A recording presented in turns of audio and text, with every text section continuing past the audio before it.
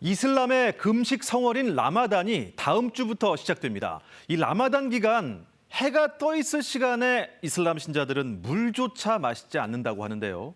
그렇다면 코로나19 상황에는 과연 어떤 영향이 있을까요? 중동 두바이 지국 연결합니다. 박석국 특파원, 정확하게 다음 주 언제부터 올해 라마단이 시작됩니까?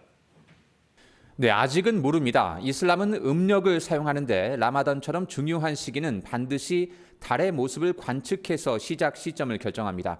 즉 다음 주가 되면 이슬람 각국의 달 관측 위원회가 저녁마다 천체 망원경으로 달 모양을 관측합니다.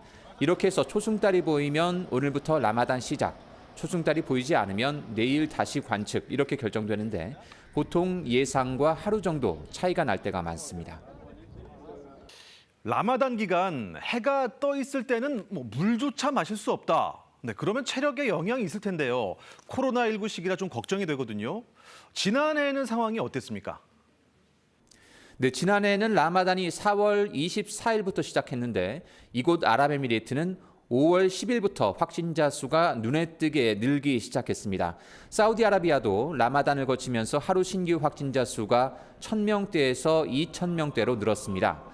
반면 이란의 경우에는 라마단 전인 3월에 확진자가 급증하자 전국에 이동 금지령이 내려지면서 라마단 초기인 4월 말에는 확진자가 줄어드는 모습을 보이기도 했습니다. 라마단과 면역력과의 관계에 대해서는 이견이 좀 있습니다. 낮 시간에 수분 공급이 제대로 안 되면 면역력이 떨어진다는 우려가 있고요. 이를 두고 아니다, 간헐적 단식을 하면 오히려 면역에 좋다 이런 반론도 있기는 합니다. 하지만 하나 확실한 건 라마단 기간 해가 지면 일가 친척이나 이웃이 함께 모여 성대한 저녁 식사를 하는 이프타르라는 풍습이 있는데 이런 단체 모임을 통해서 코로나19 확산 속도는 빨라진다는 겁니다. 네, 그렇다면 이슬람 각국은 올해 라마단 기간에는 이런 저녁 식사 모임을 금지하겠군요. 네, 이곳 아랍에미리트의 경우에는 한 집에서 함께 살고 있는 가족만 저녁 모임을 할 수 있다. 그러니까 따로 생활하는 가족은 모이지 말 것을 지시했습니다. 또 라마단 기간에는 식당들이 빈민층을 위해서 자선 식사를 제공하는 게 관례인데 올해는 자선 식사를 식당 주변에서 열 수 없도록 했습니다. 음식을 기부하려면 저임금 노동자 숙소 등으로 보내라는 겁니다.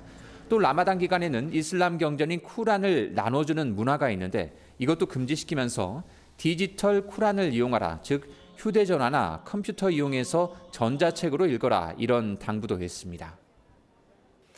지금 세계적으로 백신 접종이 한창이지 않습니까? 라마단으로 인해서 어떤 영향이 있는 것은 혹시 아닐까요?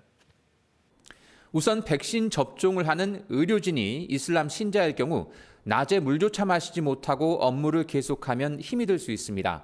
지난해 이슬람 일부 국가는 의료진의 금식을 면제해 주기도 했는데 올해도 백신 접종을 하는 의료진의 금식 의무가 면제될 가능성이 큽니다.